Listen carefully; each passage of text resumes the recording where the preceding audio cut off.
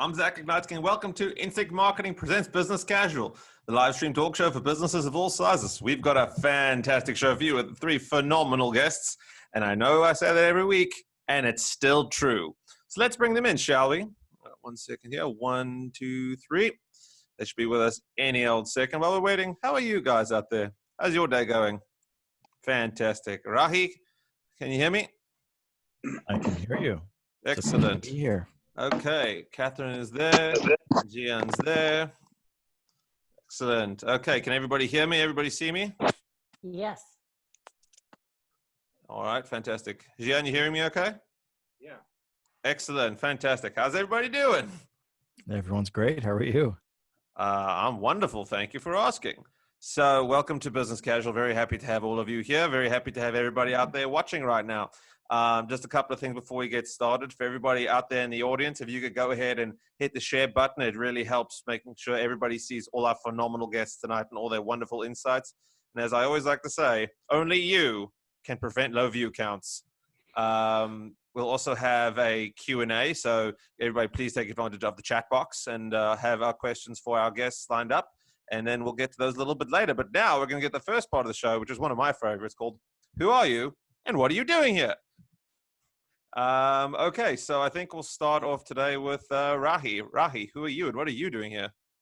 Who am I? Is this an existential question or do you want a practical answer? You can get as metaphysical as you like. I'm a certified management consultant. I'm an entrepreneur. I'm a strategist. I'm running a couple of companies right now. One of them is very exciting. One of them is boring. The exciting one is in education technology. The boring one is my consulting company. Consulting can be boring, but it can be fun. And I don't know. I have a master's in the science of management, an entrepreneurship major in my undergraduate, and get a PhD in the future. About 15 years consulting experience in a lot of different industries, and an expert in business planning and strategy development, putting on master classes, and just applied for a certification program that I want to put on through CMC. So we'll see where it goes. Hopefully good things will happen with that. If not, I always have that exciting education tech company to work on. Phenomenal. I feel like we're going to hear a lot more about that pretty soon. Okay. Catherine, who are you and what are you doing here? Well, first of all, I'll say that's a very hard act to follow. So thank you for making me follow Rahi. So my name is Catherine Gissing, and I'm the owner of a company called SAGE Relocation Services. And we work with people who are downsizing and moving. And we're a project management company. We basically handle the whole project, soup to nuts, from beginning to end. And I'm here because I was invited and because it's a wonderful opportunity to share whatever experience I can about being an entrepreneur. It's sometimes a rocky road, but it's really a satisfying road in many ways. And what it has taught me is that you don't have to depend upon corporate Canada to define your value in life. You can define that yourself by finding your own path. And I look forward to talking about that. Fantastic. You might even say it's a Rahi road. Also, while we're at it, shout out to Olivia Gissing for sharing the video out. I wonder if there's a relation. Anyway, Jian, who are you and what are you doing here? Hey there. So my name is Jian Magen. Can you hear me? I can hear you just fine. Okay, great. I'm born and raised here in Toronto. I have an identical twin brother. Together we have a bunch of different businesses, of which the main one being an entertainment and production and events agency. We produce, over 1,000 events all across North America annually. And so that business is our core, and we manage different talents and venues and, entertainment acts and book acts, large scale acts. That's basically what the Magen Boys, our company, the Magen Boys Entertainment does. We also have interest in esports. We have a film and media division. We've produced multiple feature films. Have slate of event venues and restaurant spaces that we're involved with. And fathers, husbands, love comedy and have a serious obsession with professional wrestling that hasn't escaped me, and just happy to be here today. Fantastic. I also have an identical twin brother. Just we're never in the same place at the same time. And it's so weird because like anytime I ever do anything wrong, people always think it's me, but it's him. But and sometimes we wear the same clothes on the same day too. It's so strange. No one believes me. Well, I'd love to, we can maybe later or offline, because it's probably not good for our PR if we share some of the perks, I guess, of being a twin. Exactly. I'm sure there's been at least one situation where you swapped one in for the other. You're like, oh, I don't want to go. You go for me. You go for me. Anyway, so now what I want to do, thank you for everybody for those wonderful introductions. Next thing I want to do is talk about sort of what your businesses are, how you got started, what you're doing these days. And I guess this time we'll start with Rahi. So Catherine, we'll start with you. This way everyone has to follow you. Okay, fair enough. Okay, so Rahi, the gauntlet is down. Feel it. Hurts. I am a little competitive, so this is a good forum. Good.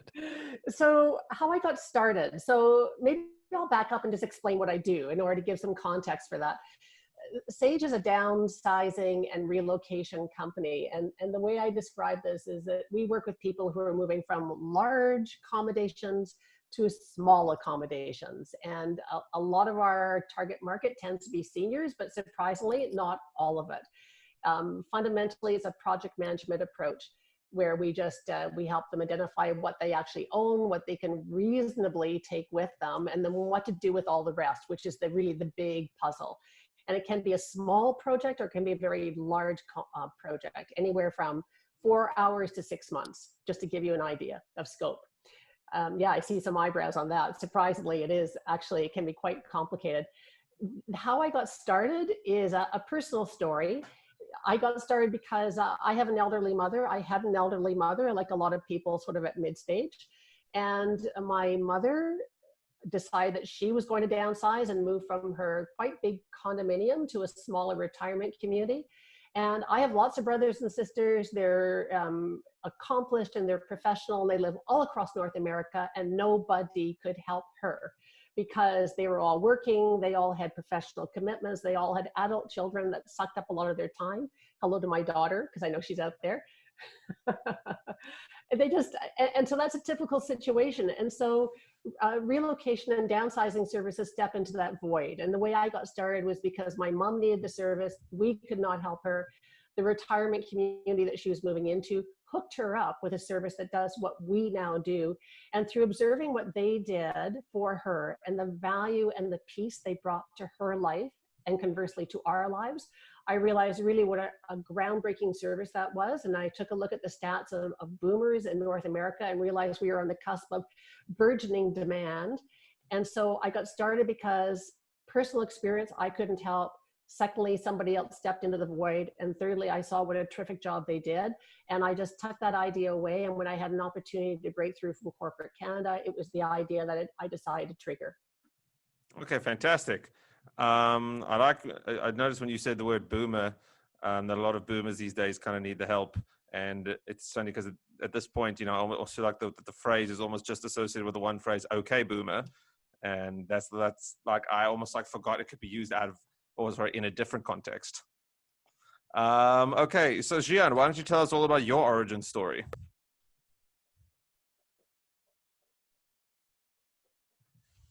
Sorry, Jian, I think you muted yourself. Let me unmute you there. There you go. Can you hear me? Yep. So we've been entrepreneurs, my brother and I, from a very young age. We used to buy and sell baseball cards at a flea market next door to a Persian rug store that my father had gone basically all in on in like 1989.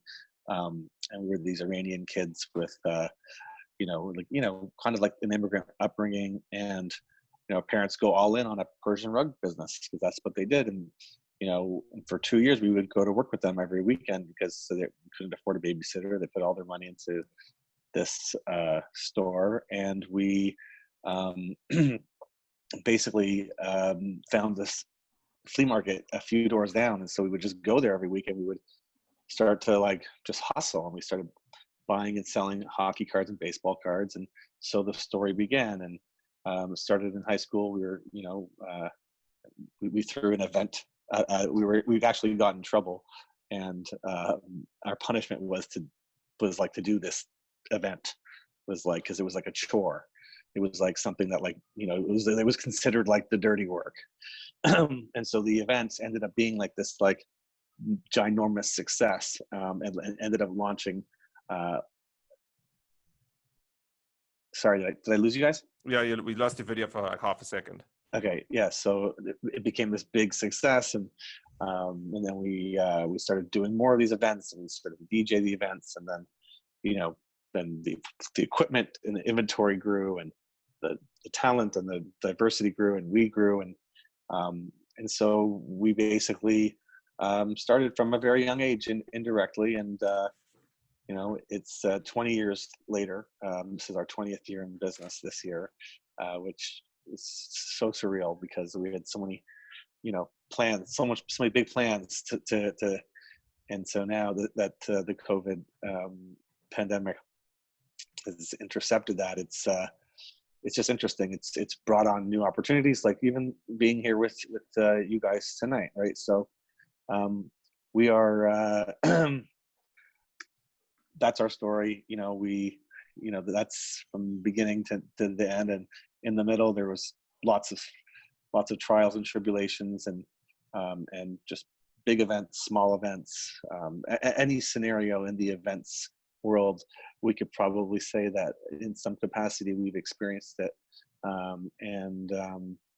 So that's basically our business, and through that business we've developed different investments and opportunities through networking and through just being in our community and working with families that on their big days that things lead from one to another. So that's basically us in a nutshell.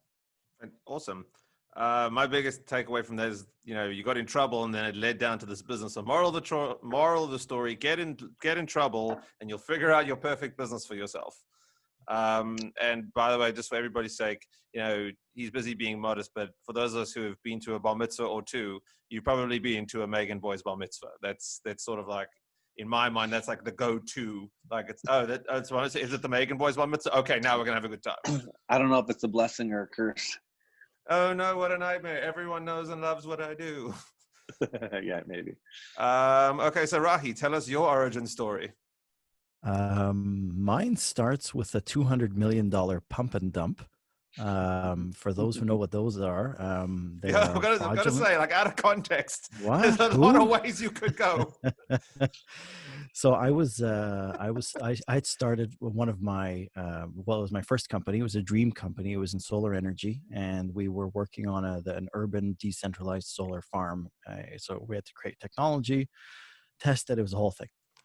And a pump and dump company took advantage of us among their others, like their investors. And what pump and dumps do is they are non-operating companies that seem like they're operating, and they will issue something crazy like 100 million shares at a thousandth of a penny.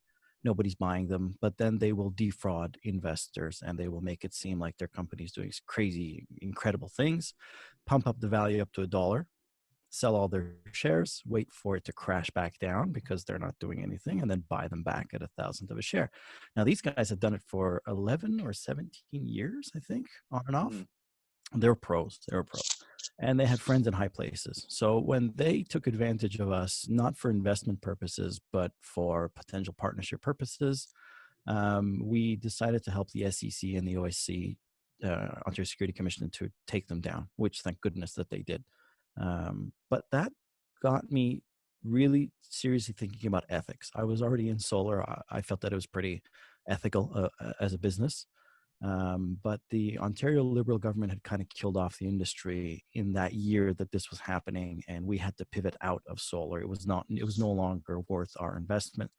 And the investors we had lined up, luckily for them, they hadn't invested yet. We approached them and we said, energy industry is very stable, and solar has just seen significant volatility. So we're walking away. This is not something you invest in. And so again, I thought long and hard about ethics, and I started consulting for small businesses and medium businesses. And I recognized that my skill set really lended to both consulting and running a business. So I did that for a while, got my master's. And that's when a professor approached me. I was a graduate assistant while doing my master's. And instead of doing 1 or 2 courses as a graduate assistant, grading a couple hundred papers a test, I was doing about 8 courses. I was grading about 1,300 students worth of work every, 2 weeks. So it was a lot. I stood out. This professor approached me and he said, it sounds like you know what you're doing. And I said, only on Tuesdays. And he said, look, I've got a company. It's failing. It's 5 years old. It's called KnowQuest. It was supposed to be college professor research sharing or something, and we're not doing well. Can you please help us? So sure, no problem.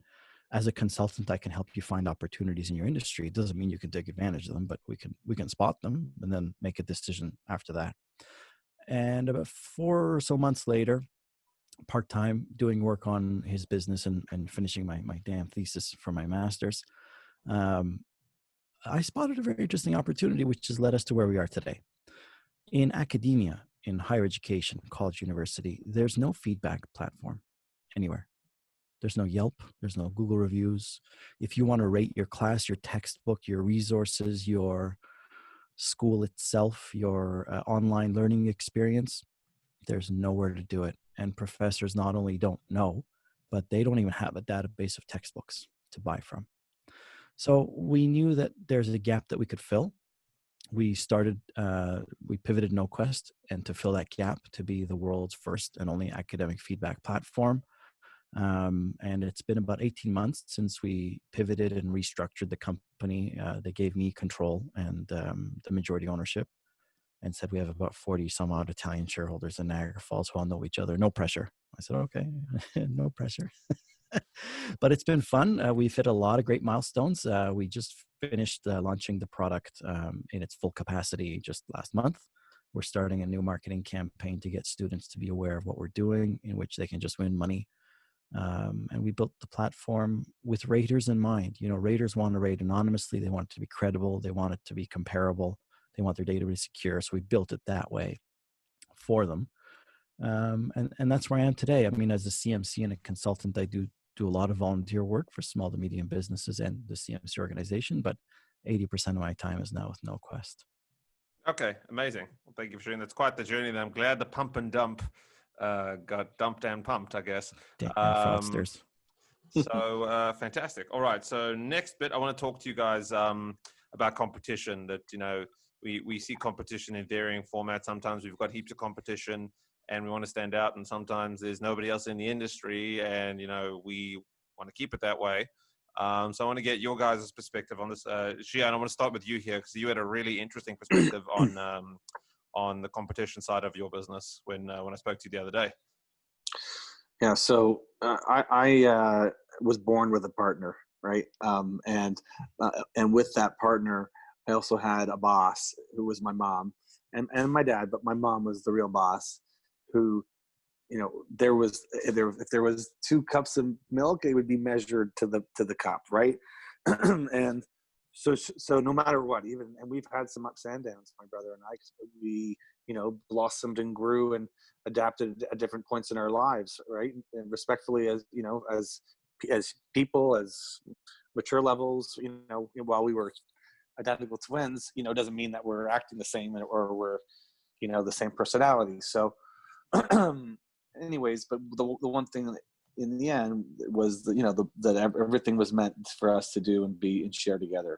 And so in our lifetime, we've done a lot of deals with partners and a lot of ventures, and there is a definite statistic that having partners in in business, can complicate things, right? But if done properly and, and everything's laid out and that takes time to develop, then it can be a good thing. And my point is that by having my brother as my partner, my everything was always kind of like about working with people. So the irony to this is that my main competitor, okay, who I kind of compete with every single day on a high level, is ironically like my best friend, and he was like the other best man at my wedding, and it's a very unique situation that I'm truly grateful for, because we have built the ability to not let the business get in the way. And there's been some very tense moments, right? But we've been able to do that, and through that, it's safe to say that we're kind of like 1-2, 2-1 in our respective fields because of that. And so in everything else that I'm doing now, especially that I have a clear path in front of me, and my business is, actually obliterated. So I can actually sit here, meet you lovely people, feel a complete new beginning, right? And so, sorry, I know that just cut out. My battery just notified me. So anyways, my point is that in everything I'm doing now, I'm actually reaching out to my competitors. I'm reaching out to the people that I'm in similar businesses with, because there's opportunity in that, right? Like, I called a competitor the other day, and one thing led to another, and there's something that he's doing that I don't even have the brain capacity to do, but he does, and he does it well. And and so I'm trying to explain to him, well, maybe you shouldn't just be the one offering it. Like, I can offer it, and I can then use you to facilitate it, right? This is all of a sudden making my competition, like, it's more like, if they're competition, then that means they're good, right? So to me, it's always been like, how can we work together, right? Like, I want you to make money because you deserve it, because my mind isn't wired any, to think, oh, I got to take this guy down. It's like, Coke and Pepsi should be sharing the same power plant, and somehow just like figuring it out, you know what I mean? Because they could probably save trillions of dollars. And so I firmly believe that this mentality is unique, and has a little bit to do with my upbringing. So that's my position. Great. I think it's really important, the mentality of, you actually want, when you say, I want you to make money because you deserve it, it's great, because there's definitely people out there who, like, even when you're trying to do a partnership, they're going, you say to them, all right, well, I'll give you this. And they go, how much are you making? Dinosaurs. Those are dinosaurs. Those are people are done now. It's that stuff's not going to fly. You have to be able to be transparent, and you have to be able to I want to be able to, call everyone out, or be called out, or be challenged, just respectfully, Mm-hmm. like, I'm not interested in like the old world. It was too fast. You couldn't breathe. You couldn't really like marinate. And so, anyways, but thank you for that. No worries. Okay. Rahi, talk to us about your competition, because I know that you're pretty unique in the space that you're in. So how does that affect you in the competitive mindset? Well, being a first mover is a disadvantage as well as an advantage. But kudos, first of all, to Jian for perfectly explaining the definition of co-opetition. That's exactly what he's engaging in with that competitor of his. They can see they can create new value by working together. And you're right, Pepsi and Coke should be sharing power plants. I know Toyota and Honda, either this was a business case that was made up or it was real, but anyway, that they were sharing a steel plant, and it is co-opetition for them, and it creates real value. So kudos. Yeah, in our situation, it was fraught with red flags. When you're a first mover in any industry that's well established, there are either very good reasons that you're a first mover, meaning it is fraught with risk and problems and complexity and kinds of things that you really don't want to deal with as a startup. You don't have the capacity to. or it really is something unique and the timing is right. And now you are walking a very, very thin line between success and failure, because you can't follow the previous winners. There's no best practices. You're going to basically have to, this is what we do, you break down your operations into their individual components and find the best practices and the best companies that do those individual components. So in our case, for example, rating, we knew that, for example, raters in the world in general don't want their personal information sold. I mean, we didn't even have to think about it. We just, being Gen Xers and younger ourselves, no boomers, we don't want our personal information sold. I know boomers don't either, but they're usually the target now. And so we just incorporated it into the platform, and we looked at the other rating platforms out there that have that, and there's very few, if any, that don't take personal information beyond email or something that you have to communicate with them. Now, the disadvantage, of course, is that the bigger players in our industry, the textbook publishers who will eventually be our customers, other companies that work in education support services like Top Hat, they're waiting for us to make our mistakes. They're waiting for us to go in and not be as successful as a Facebook, as, you know, a Tesla, and for them to go in and sweep up all of our mistakes. Now, it's our job to not make those mistakes, but who knows in the future, right? So it's a very difficult position for us to be in. We enter this position with a lot of enthusiasm because the value proposition itself has been validated on multiple levels with students, professors, publishers, and so on. So we've done our homework, and the best that we can do, and this is what I tell my shareholders all the time, if we run the company absolutely perfectly, we have a 50-50 chance of being as successful as our projections say, because the other 50% is external, and we have no control over that. Now, if I had competition, I could start to lower that 50% risk rate, and we'd have an 80% chance of success and 90% chance of success, because we can see what others are doing in the automotive industry. I'm sorry, in our industry. I was going to say like Tesla did in the automotive industry. So it's, I guess every situation is very different. You need to do a proper risk analysis with your competitors. And again, like Jian did, he spotted an opportunity to create value rather than to try to squeeze each other out. Like, I don't know who does that. Tow companies seem to be doing that recently. Seems to be in the news.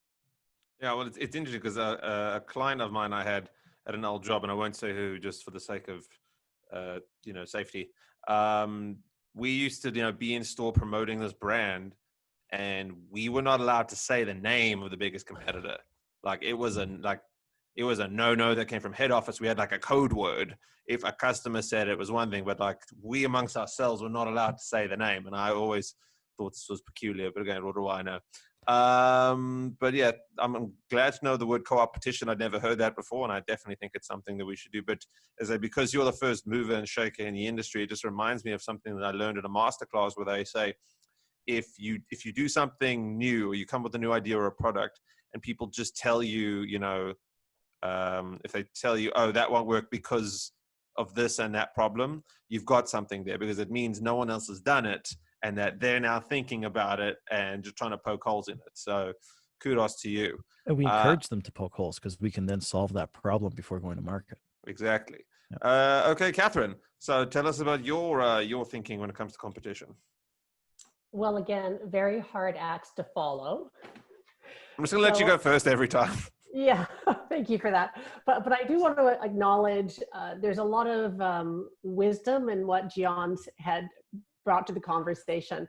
And I listened to it very carefully. It was very thoughtful advice. And I love the idea about thinking more in terms of collaboration as opposed to competition. And I also thought it's a benchmark for how you can move forward, but it depends upon having abundance of opportunity in your market. There has to be enough opportunity for everybody, because if there's not, it forces you into a head-on competition. So I think you have to understand the landscape that you're practicing in first before you collaborate too much, because you could be undermining your own success.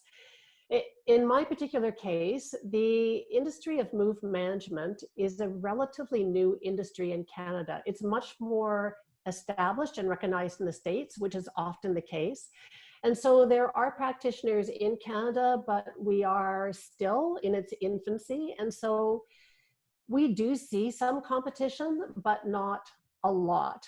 But we are on the forefront of introducing the industry to the Canadian market. And so I can see it coming simply because there is demand there. Before COVID knocked the stuffing out of us, we were preparing for our busiest year ever. We're now 5 years old, and I was in the process of trying to scale up in order to meet what was going to be demand now that we're 5 years old. And of course, we've done nothing for the last 3 months, with the exception of the last 3 weeks, where now all of a sudden the switch has gone on. And that's hard to react to as well. But in terms of competition, I would say that I'm less concerned about that because we are a new industry in a new landscape in Canada. So we don't see a lot of it, but there are a few firms, and I'm mindful of the fact that whenever you're a company, you have to be really insightful and honest with yourself about what your unique strengths are. What are the values that you bring to the market? Because just because there are other practitioners, it doesn't mean that you are a carbon copy of them or vice versa. And you need to know your unique value proposition and make sure you communicate that to the market. So in our case, yes, we are project managers that manage all the components of a move, but our unique strength is that my personal experience is as an interior designer. I have a degree in design. I practiced many, many years. And oddly enough, that old skill, which I thought I would never, ever use again, is completely relevant to what I do. And it gives us a competitive edge because it means that on any particular project, we are putting together floor plans and 3D models for people that need to visualize what their new environment is going to look like. And they're nervous about it because they're giving up a lot of the things that are really meaningful to them and that they have held dear for the last decades of their life. And so the fact that I can actually show them a graphic illustration of what their new home or their new space is going to look like makes all the difference. And it's an old skill to me, but it's really novel and important to them. And so the message is, in competition, and I think this is true across every industry, take a look at what your unique strengths are and make sure that's communicated to the market, because that's going to be your competitive wedge. And the last thing I would say about competition is that even though there are not too many practitioners in my area, I learn a lot from my colleagues in the States. So I am part of a mastermind group and I'm sure a number of you are familiar with mastermind meetings. So once a month, I have an online mastermind meeting with 6 of my colleagues in the States. Some of them might actually be watching tonight with any luck. And they are my go-to colleagues because they practice in Nebraska and South Carolina and Kansas City and places that I will never practice, and they're never coming to Northumberland County in Ontario. And so we share very openly without fear of loss of intellectual property or competitive disadvantage. We learn from one another, and it's a wonderful collaborative tool to put together. And for any new entrepreneur, I would recommend highly that you think about who your support group is, and they do not have to be in your backyard. They can be anywhere. Awesome. See, it's funny you saying how you never thought that that interior design background of yours would be useful, then suddenly it was. And I think that's relevant because I was actually looking at masterclasses to take, and I saw the interior design. I'm like, I feel like I could use that somehow. I actually really, so I haven't watched it yet, but now you've inspired me to actually go and watch it now. Who knows where I could need it next. Okay, so we are halfway through. So I just want to take this opportunity to reintroduce everybody to anybody who's just jumped on, doesn't necessarily know what's going on right here, right yet. Catherine, we're reintroducing you first. This is Catherine Gissing, owner of SAGE Relocation. We've got Rahi Tajzadeh. He is with the Big Leaf Consulting Services as well as KnowQuest. And we've got Jian Magen, president of the Magen Group, which is an entertainment group known very well in Toronto. Okay, so now what I want to do is I want to talk about brand. And for anybody out there watching, the way I'd like to describe brand when I'm building out a brand for somebody is sort of the way you want your company to be perceived, the key adjectives or the core values. So Catherine, since this way everyone's gonna have to follow you, what would you say your brand is? Oh, so our brand is all about integrity and trust. And that is central to who we are. It defines who we are and how we work. It affects every single thing that we do in our company. It affects who my team members are. It affects how we perform with clients. And it's really central because the brand has to communicate that a client or a prospect who has never worked with us has the willingness to place their life in our hands. And that sounds like an overreach, but let me tell you that when we're dealing with a typical client, we're dealing with people that are living with decades worth of belongings that they have invested a lifetime in gathering and keeping for any particular reason. We don't judge if it's good or bad. It's just the things that are important to them. And so our brand has to communicate trust at every step of the way, because we are helping them make critical decisions about how they handle all of those things, because they can't take all those things forward in life with them. A lot of those things are going to be left behind, and we have to develop a relationship of trust with them so that they accept our guidance in order to meet their objective. So I would say first and foremost, our brand is about trust, and the name SAGE is no accident. The name SAGE was chosen with a great deal of thought. A lot of companies in this particular industry have names that reflect on the concept of aging. So they're called silver or golden or senior or something of that nature. And I deliberately took a different tangent on that. I wanted, and I looked for a word that reflected on the positive aspects of aging. And SAGE is one of the few things that we actually gain as we age as opposed to lose. And if you think of SAGE as a noun, it's someone that's revered in cultures for their collective wisdom because they've lived long enough to bring something of value back to their tribe. And so we are called SAGE because we represent the wisdom of the ages, and the brand represents trust because that's what we want people to be able to feel comfortable engaging with. That makes sense. It's funny you mentioned that because my grandfather, who's now 89 in South Africa, is very, very well known in the community, and they often refer to him as Sage, the sage of the community. And he earned a title by making remarks such as when they were trying to encourage everyone to come out to the community blood drive, he wanted to thank the lead person responsible for organizing it, who was Dracula.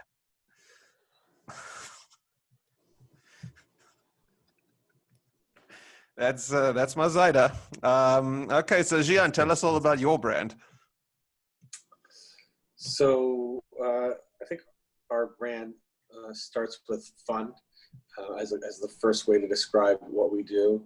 It's not, something that, when we go through any process, even some of the ones that are boring, and cut and dry, we still need to make it fun, and we still need to add that little sparkle to it. So that's the first thing for us. And especially now, before it was done in a way where we didn't realize that was just what we were all about. But we had to take through this pause, we've been able to really appreciate the things that we did because we never had a chance to reflect. This is the first time we could reflect. And so now I'm saying more than ever, if someone's going to come to us and it's not going to be fun, then I may not, I may have to reconsider the approach, because I'm now looking at things where it's got to be mutual for both sides. Sometimes it's not worth the money, and it's not worth the time, and it's not worth for the customer. It's not fair to the customer, right? So fun is the first thing. The second thing I would like to be kind of recognized for or thought of when working with a company like ours is community, and just a level of working with our communities and working to find cause and intent and purpose with everything, and that's something that, again, I didn't realize growing up, that the fact that I would just never say no to a charity just because it was just what my mom said. It was just so if I could give a free DJ service and it cost me $150 or, for a walkathon or some sort of, something I was doing good cause, I just did it. And I didn't do it for the business. I just did it. It was just what I did. It was my pleasure. And so now, you know, unbeknownst to us, like, again, through reflection and through pause, you know, we realize, well, you know, like, that's a good feeling to be able to get through a life and have that mantra. And so now we're kind of taking that to the next level and actually, I wouldn't say turning a business into it, because that isn't necessarily what it is, but there is a business of helping organizations, you know, basically audit their, especially the charity events, right?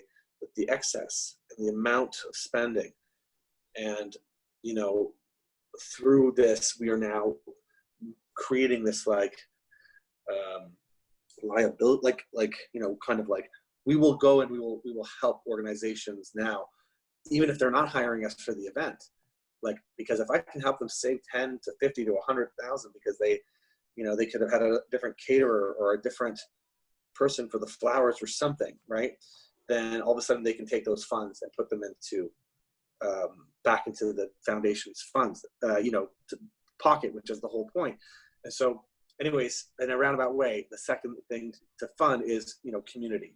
Okay, so you know, and then from there, like, you know, those things are what I'm going to have, you know, metaphorically tattooed on my, you know, on my armor, you know, and what I'd like to, you know, consider as my brand. Okay, fantastic.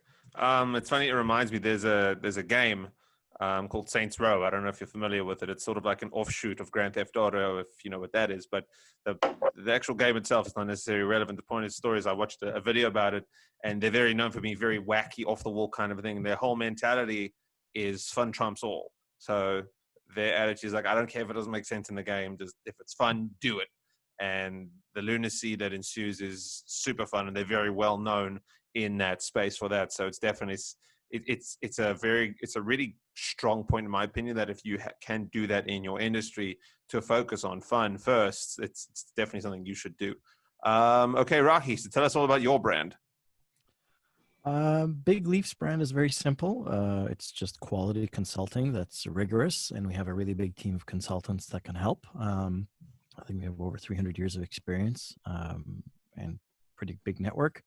But the brand for KnowQuest is the more entertaining one because there is no academic feedback system in the world platform before we launched. Trust, again, similar to Catherine, would be our first and most important component of our brand. Technically, textbooks are a trust market. Education is a trust market. Students don't go into it knowing which books to buy and knowing which courses to take to get them to where they want to go. The professors choose the books, the school chooses the courses to a degree, not including electives. The student just chooses a major. So they trust that the right decisions are being made for them. But without getting their feedback, we don't know if those decisions were correct at the end of the day, at the end of their 4-year period. So now we've given them that voice to say, well, I like the book, I like the class, I didn't like the resource, I didn't like my online learning experience, I liked my school, and so on.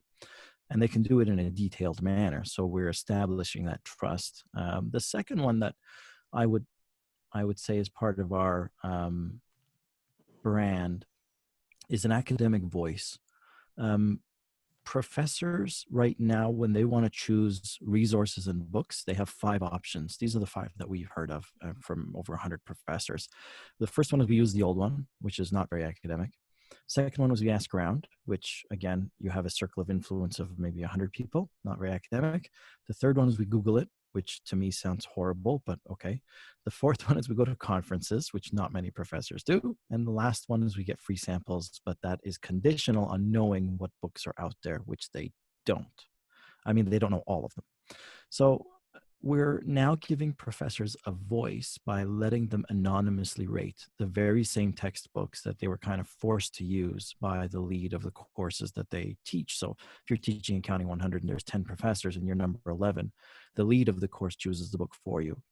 If you don't like it and 8 other professors don't like it, the lead may never know. There's political issues with that. There's union-related problems. So we are giving an academic voice. That would be our second component to our brand. And the third one is to give back to students.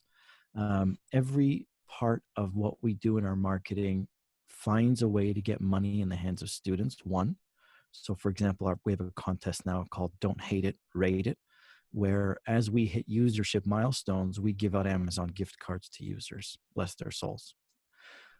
We do profit sharing with schools as we sell their data, or as we sell the data we accumulate from that school. And that goes in the form of bursaries and grants as well. So giving back would be the third one. So trust, an academic voice, and giving back to students as much as we can.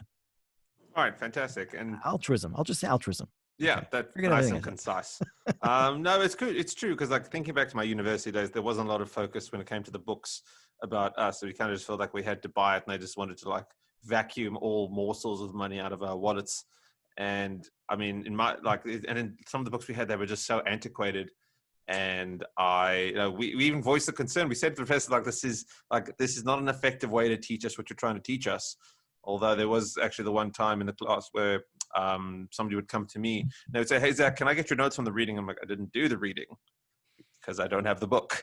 They said, "Well, how did you know everything?" I said, "I waited for somebody else to summarize it for someone else. And then I just asked a lot of questions." Yeah, only 1 in 5 students buys a new book, and publishers only make 7% profit per book.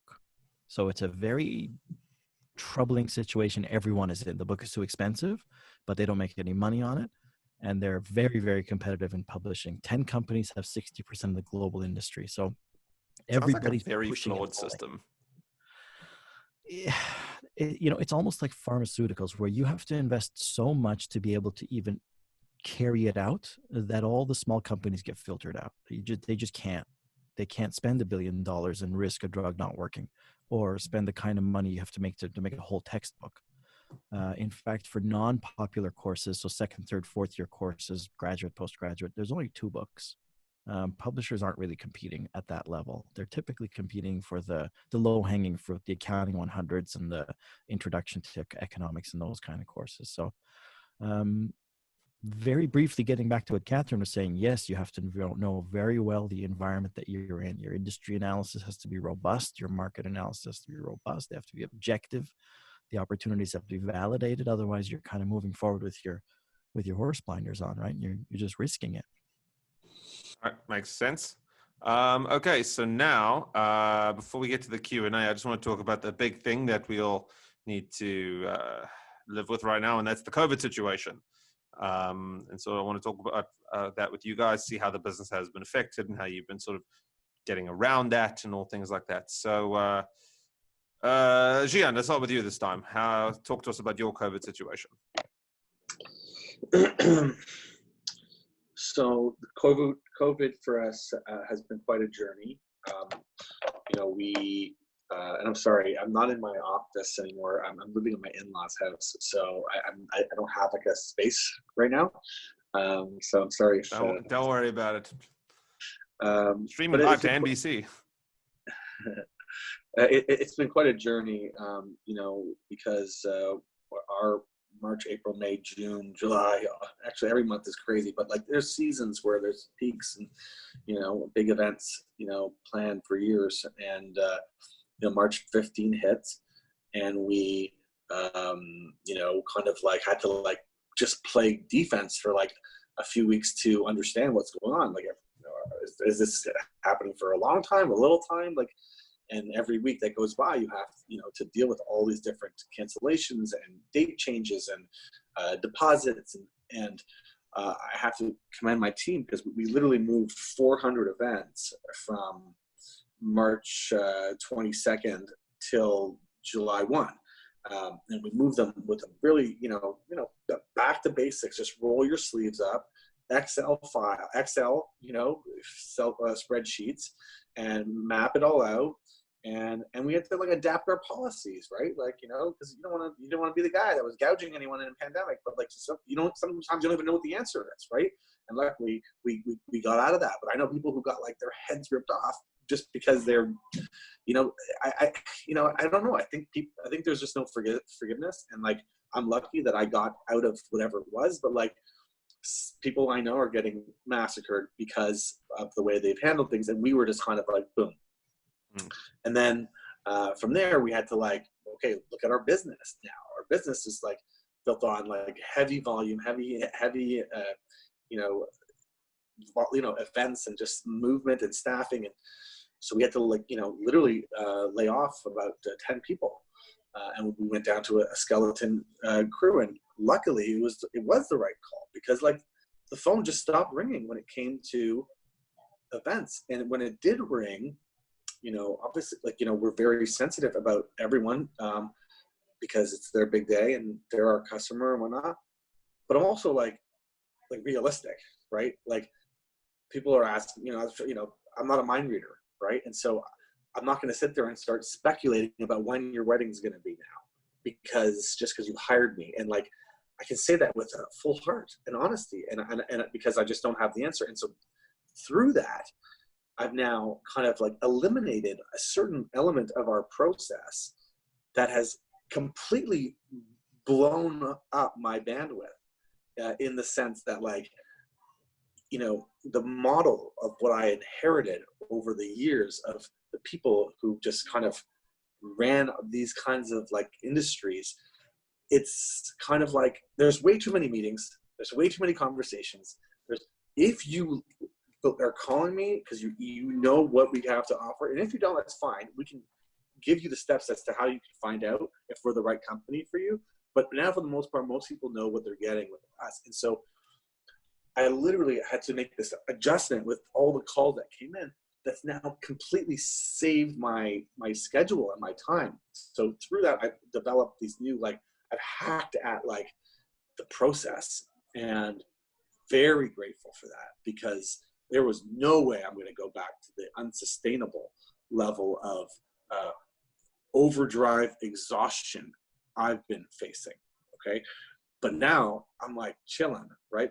And I'm working my ass off, but I'm just, every minute counts. And some of those minutes count towards my own, like, if I could shave my head, go for a walk, like whatever, And so, I know that that's more of like a mental state of what COVID's done for me as opposed to what my business has done, but it's all in the same to me right now. Mm-hmm. And so what have we done? We've legitimately, we created a virtual studio out of all of our equipment in our warehouse.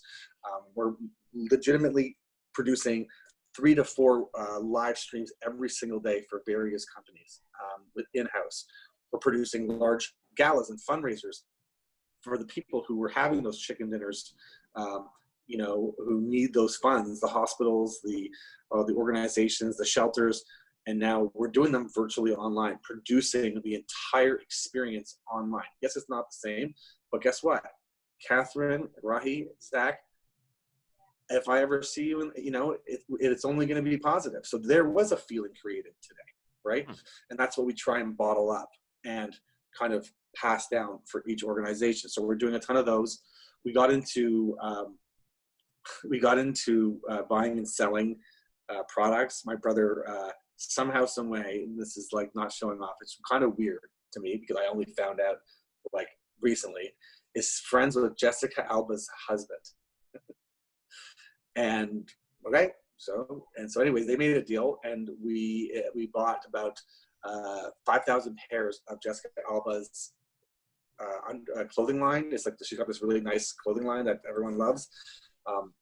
They have like a men's underwear line, and we bought these underwear in hopes of, creating an initiative for multiple families that we know that were affected by COVID. So we kind of made it a fundraiser for Father's Day, and we didn't sell out everything. We still have a small inventory, but we literally drilled through so many pairs of underwear, raised tens of thousands of dollars for charity. But now myself and my brother are like, had somehow became the #1 account in Canada for this underwear line, right? And all the equipment that was in my office that it was sitting dormant, right, could now go up against the walls, and we can now be a fulfillment center for men's socks and underwear. So there's been a few things like that have come our way. Other deals, big on the esports side of things, big on just brainstorming and just kind of coming up with new sales strategies and new opportunities that make us smarter. Like just everything. Like we're looking at tomorrow. I'm looking at a building for a potential new head office that may also be doubled as a venue, right, or a shared workspace. And this is just something that came up where someone said to me, I'm looking to buy a building. Would you guys want to come? And so would you guys look for a space where we could do a venue there, and this and that. And ironically, we're looking for a new office. So these are all things that are happening that I can actually look straight in the eye. That actually, I was looking to do a building for the past 5 years, and I actually lost out on 4 real solid opportunities. Pen on paper. I'm just like a little guy compared to these guys who can go in with big money and snag up a building, generational money. And I was always kicking myself. Oh, we should have gone over the top. We should have gone over the top. Well, no, we shouldn't, because right now I wouldn't be here if I did. And so, timing is everything. And the pandemic is something where, we have kind of just focused on the reevaluation of our process, of our priorities, and I just try new things, meet new people, kind of help other people, collaborate, actually anything but what I was doing in the pre-COVID life. Right. Because it doesn't exist. Makes a lot of sense. I can tell you that is the most positive and unique description I ever heard of. We drilled through 500 pairs of underpants. 5,000. 5,000. No, we sold like 3,800. But the thing is that after, we still get orders, people coming in, because it's actually the best underwear. You know what? Let me somehow get, Catherine, it's a men's underwear. So if there's a man, I will get you guys all a pair of this underwear. How about that? I'm so keen. And Seinfeld actually had a bit about this. He said, I don't know why men will keep underpants forever. They could be ripped. They could, the elastic could be gone. It doesn't matter. And what they do when they finally get rid of it, they don't throw it away. They just wait till it becomes vapor and just open the window and let it fly out. We are going to have that bond forever. Okay. I am going on the record. I will need, Zach, you need to loop in my assistant for the addresses, and we are getting some underwear. I'm so excited. I'm looking forward to it. You pumped up this expectation real high. This is going to be a magical experience. Okay, Catherine, tell us about your COVID situation. You don't have to talk about underpants if you don't want to. No, but I will say that I'm relieved. As Jian got into that story, I started to understand it wasn't really about Jessica Alba's underwear. It was about also her had that wine. I was a little worried. It's a public forum, right? Oh wow! You probably because it's so random, right? A little. So I would say that, like everyone, we ran headlong into COVID, and it was like hitting a brick wall. I remember looking at our project log on March 13th, and we had 9 active projects that month, which for us is full capacity. And 2 days later, we had 1. It just evaporated overnight. And so I think that in retrospect, first of all, I'll say that we're busy again. So about 3 weeks ago, as I alluded to, about 3 weeks ago, as the province has released some of its restrictions, there's renewed confidence in using our services, and confidence and trust go hand in hand. And so we are now busy and scrambling to keep up with the demand. So I guess that's a good thing. But lessons that we learned through COVID was that the lesson is about time. So time can be seen as a stone around your neck, or it can be seen as a gift. And it's very easy now in retrospect to look back and say that we treat it as a gift. I can tell you in the day-to-day reality of dealing with it, I didn't always see it as a gift, but I did always see it as something that needed to be taken advantage of. And so as many entrepreneurs do, you were driven to move forward. And even if you can't move forward, you find other ways to use your time productively. And so what we decided to do is concentrate on the things that we could do as opposed to things we could not. And what we could do, even though we could not work, is we could keep our brand alive. And so we looked for ways to keep our brand alive in ways that we had not executed before. And so in many ways, thank you for the thumbs up on that. We were driven to explore things that we would never have looked at before. And for us, perhaps one of the most beneficial things is that we aligned ourselves with a nonprofit organization here in our area that was manufacturing and distributing face shields. So not the masks, but the shields. And over the course of probably an 8-week period, I was fortunate enough to have a front row seat with this organization, which is a group of spontaneous volunteers that came together to source the materials, to manufacture the products using 3D headbands and all sorts of other really interesting products. And we managed to pump out 7,000 face shields that served the needs of our immediate community. And so we had to figure out supply and distribution and how to validate client needs and prioritize them. It was a business. It was a spontaneous business that just turned up overnight because the need was there. And in joining them, I met wonderful, brilliant, motivated individuals in the community that I would not have met before. And unexpectedly, simply because I volunteered my time, because what else am I going to do? I can't work. In so doing, I met these people and it opened other doors. And so my message to entrepreneurs, because this is all about sharing our wisdom with other entrepreneurs, is sometimes when you're stuck, take advantage of the opportunities in front of you. It's like Jian said with looking for workspace.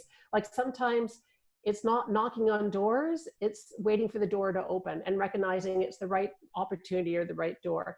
So I would say the message that I learned through COVID is that you should always use the time available in front of you for something of value, even though it doesn't conform to what you were doing before.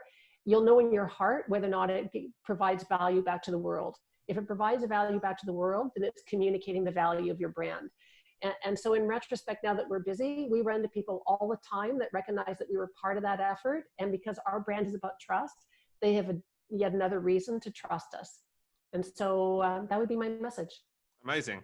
And it reminds me, I mentioned this a week or two ago, that Robin Robertson, she's an anchor on Good Morning America, and she talks about how when you are, pretty much doing anything, especially in a communications-based platform, always you should be making your message. That even when we do go through these struggles and think, oh my God, this is such a disaster, I don't want to tell anybody. And if you use that as a platform, like with you telling your story that you couldn't work and you started this great big initiative, it then enhances everything else. So I think you were a really good example of that.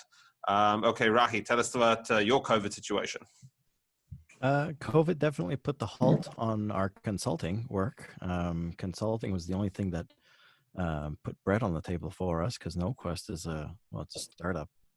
We've raised money, but we don't spend that money on salaries. So we're working for love at KnowQuest, love and shares.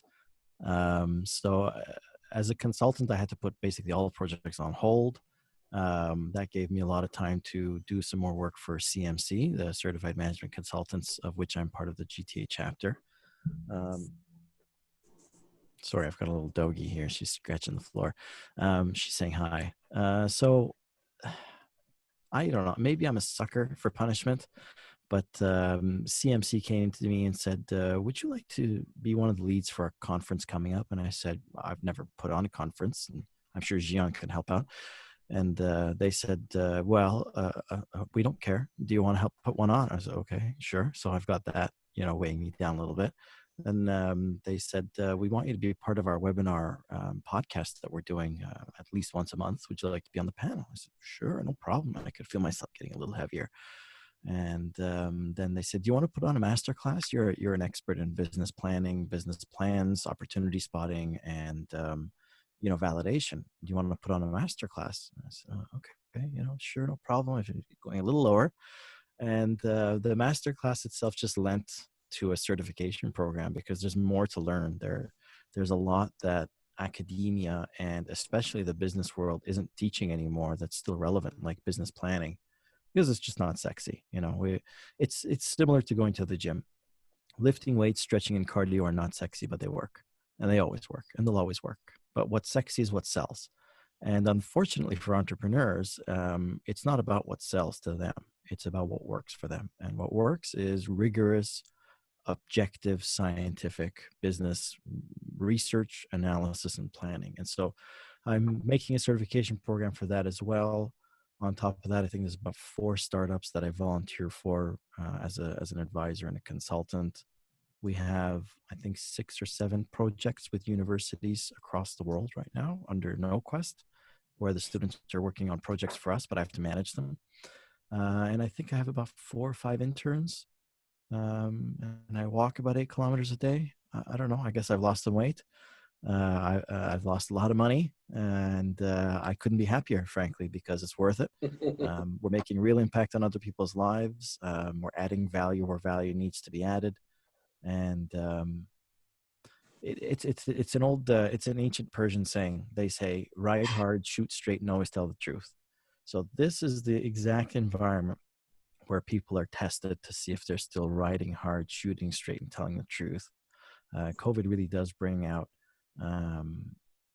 maybe the best and the worst in everyone. And as a final spiel, we're also consulting in a category that's pretty new called Black Swan Consulting. Black Swan is COVID. It is an event that is unpredictable. You don't know what the effects are going to be. You don't know how deep and wide the effects are going to be, how long it's going to last. But these things happen, whether it's a war or famine or, COVID Any itself. of the other 8 plagues. The other 8 plagues, the 2008 fiasco, frankly, that was happening in mortgages and housing and banking. People can't really prepare for them 100%. But if you, like Jian and Catherine, build resiliency into the business. I mean, you guys it sounds like you guys did it out of necessity, but companies can build it into the business operations plan. They can build it into their vision and mission as well, so that when the events do start to happen and they make a decision to say, yes, this is a Black Swan event, they can very quickly shift gears and become a lot more agile and, shed the excess weight, focus on the core competencies of the business, create value, look for co-opetition, have webinars like these and talking to the Zachs, the Catherines, and the Gians of the world, and, trying to find some common ground to create even more value. It's all about creating value, I think. Opportunity, volatility breeds opportunity, I say. I'm sure someone said it before me, but I'm going to say it now. Yeah. I would say probably it might even be on a shirt if you look hard enough. Okay. So I think we're just about time. I want to do a quick fire Q&A. Each of you are going to get 1 question and you can give me your most streamlined answer if you like. Rahi, it looks like you have quite the professional mic setup. Do you do radio shows or a podcast? The Big Leaf does have a podcast that hasn't launched, as does KnowQuest. Big Leaf, we just talk about consulting, entrepreneurship, and we go over the stories of individuals. So Jian, Catherine, Zach, I'd love to have each of you on. It will be just a 20-minute interview where we discuss very openly, nothing scripted, very professional. And so I invested in the microphone, the green screen, the acoustic foam all around me and all that other stuff. KnowQuest podcast is a little different. It's more to create awareness about what we're doing through interviewing important stakeholders, ministers of education, mayors, deans of schools, student unions, etc. And then lastly, of course, to record my webinars and podcasts. So this is a $200, I think it's $200 Audio Technica mic, a USB Plus 220, I think, a $30 mic stand, and a couple $100 of audio acoustic foam in the room. That's all you really need. It's not a big deal. I think for $400-500, anybody can have a half decent studio setup. Solid. Okay, Catherine, what do you do with all the stuff that people don't want? Well, I don't keep it. Let's just go picking through it here. No. We actually have a 4-step process where we do an inventory of assets. So we collectively figure out exactly what they have and we inventory it. So it doesn't go missing and that it's completely transparent because we're all about trust. And then we work with appraisers and auctioneers to figure out whether or not the things that the client wants to sell really are sellable, We don't make that judgment. We put it out into the market, into the hands of people that actually do understand the changing nature of value in the market every day. They tell us. And then we put them in contact with the client if they think it's sellable. We also work very strategically with specific donation sites. So we know what Habitat for Humanity, Restore needs. We know how to get it to them. We know what the local community organizations need. We know how to get it to them. We streamline that process. In our area, in our neck of the woods, there's probably 20 major nonprofits. We know on a weekly basis what their inventory is, what their needs are, and the best way to get it to them or to arrange for them to pick it up. So we can do that a lot faster and more efficiently than an individual that just hasn't invested in understanding all that. And then we also reach out to family and friends, because we're normally working with a collection of things owned by elderly people, and there are adult children that have deep investment in some things, and it could be small things, it could be large things, and God forbid it goes to the wrong person. So we make sure that they all have a voice in identifying what they're interested in, and then we'll coordinate getting it to them. And in some cases, negotiating between the family members to make sure that there's a fair draw system. And then lastly, there's always things that go to disposal, and that's just true of every single project, and sometimes it's a little. We've had some disposal jobs that are $4,000 and some that only cost $50. So it depends upon the size of the project. So it's kind of a multi-step process, but we go through it with every project to one degree or another. Fantastic. I really like the fact that the families have an opportunity to go through it, because I can tell you the amount of people I know who's like, they had Star Wars memorabilia that's worth infinity zillion dollars, baseball cards, hockey cards. What happened to it? Oh, my mom threw it out every time. Yes, we try to prevent that, but more than anything, we try to bring some real logic to the process. Everybody has a sense in their own mind of what things are worth, either emotionally or financially. We try to bring some real logic to that by demonstrating what things are actually worth in monetary value in the market, to demystify that. And then we try to respect the fact that everybody should have a voice in the process. So short answer, it's a bit of a complex puzzle, but we manage it. Fantastic. All right, and Jian, you get the last question. How do you know when you've done your job well? I just need to process everything that Catherine was just saying, because I think it was fascinating. So before I answer that, I just want to let you know, Catherine, that my wife thinks I'm a hoarder, but I'm not. I just have a lot of, really cool stuff. I just I'm really big into memorabilia. And I went to James Brown's estate sale in New York City, but 10 years ago when he passed away, and experienced it firsthand. What some of the sentimental value is, because the family was sitting in the front row, and unfortunately for them, they didn't get the money that they thought the James Brown sex machine cape was going to be worth, or whatever it was. Right. And it's a tough job, I can imagine. It's a lot of it's like you're at the same time you're like a merchant. You have to like understand the worth of these things. So it's I'd love to know more about that. So sorry, Zach, for the offshoot there. What was the question? Please. How do you know when you've done a good job?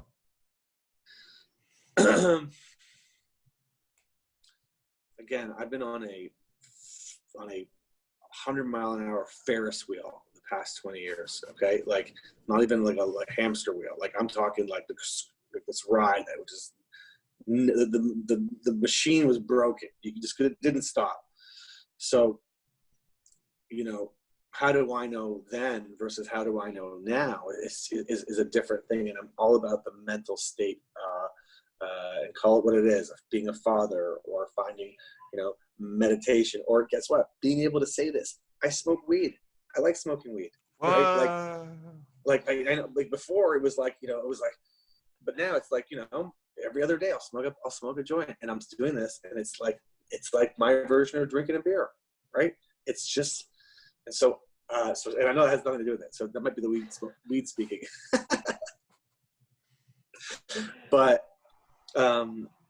ultimately, I put myself through such a a grind and kept my level of what the client expected so high. I put such a bar that like I would actually physically, I knew that it was a good job because I would be dead the next day, right? And was there mistakes?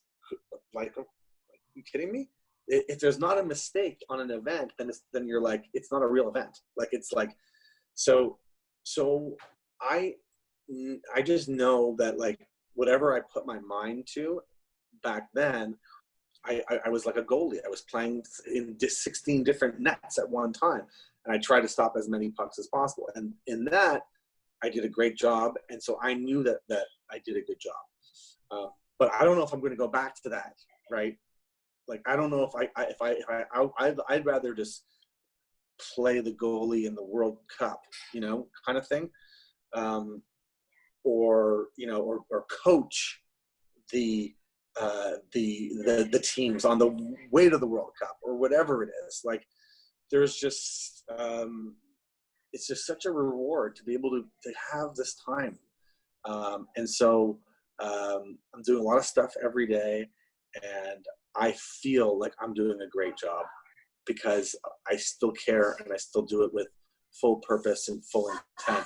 And so, sorry, my wife doesn't realize that I'm doing this, but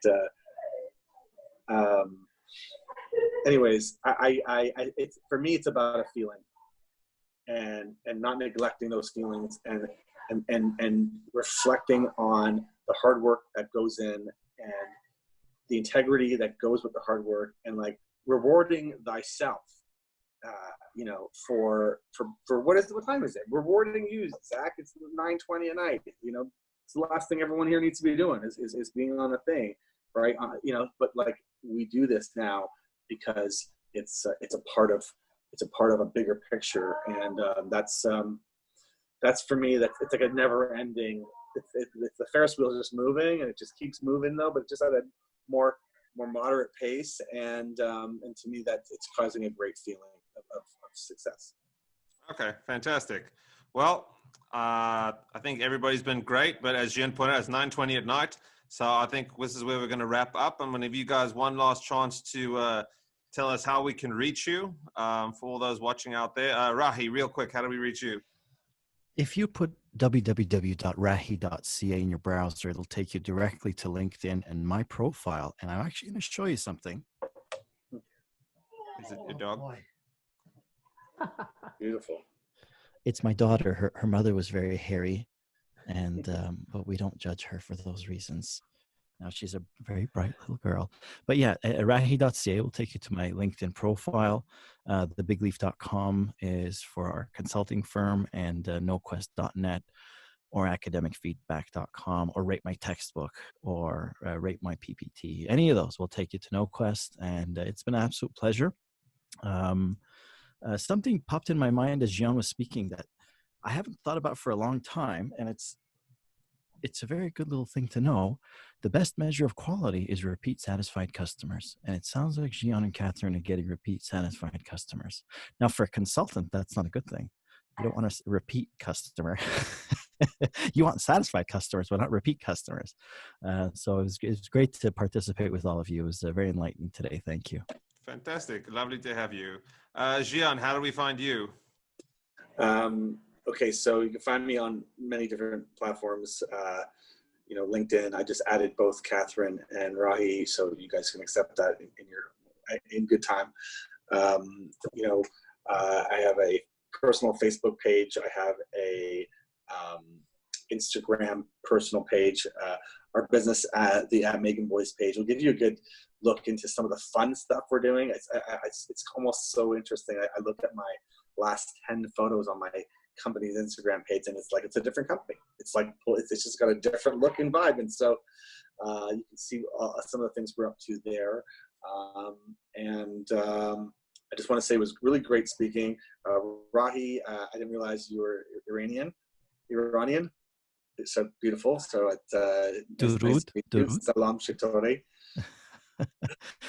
Where's your accent? Oh, we'll work on it. I was born here. I understand it I understand Farsi fluently, but I actually don't speak it. It's interesting. Oh, it's still, that's fascinating. Wow. Okay, great. Yes, we'll work on it. I've already responded to your LinkedIn request, so thank you. Cool, Jian. I didn't want to hang out on LinkedIn, whatever, man.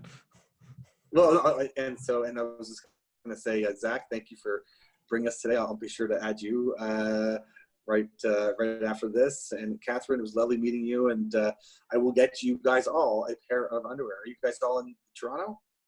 Yep. Okay. All right, fantastic. Thank you. I'm very much looking forward to that. And Catherine, so how do we find you? Well, the easiest way is to look for SAGE Relocation. So SAGE is SAGE Relocation Services, and that'll take you to the website. It'll take you to the Facebook page. Those are probably the best ways to reach me. Or you can go old school, which is, I do talk on the telephone, which is 905-717-3624. But before I pass it back to you, Zach, thank you.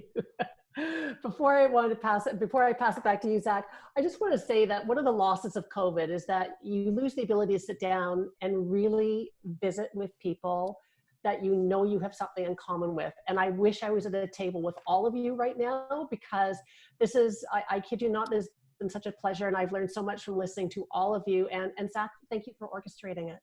You're very welcome. And, I do have this plan that once we can have more than 10 people get together, I would like to have some kind of event, even that like a patio or something, where I can have everybody who's been on the show in all the episodes and come together in real life. Because I feel like there's just so much value and everybody seems to have a good time, and I have a good time. And actually my long-term dream for this would be make it like business casual live. I can do that on a stage or something. So stay tuned for that. Looking forward to it. Great. And on that note, I'll let you guys get back to your lives. Thank you, everybody, for watching. If you haven't already, please make sure you hit that share button, because it really does help us out. We want everybody to see all the amazing insights we have tonight. And if anybody wants to contact anybody from the show, please do let me know, and I will see you guys next time. Thank you. Don't forget to be awesome. I will try my best, Coach. Okay, all the best. Later. All the best. Bye-bye.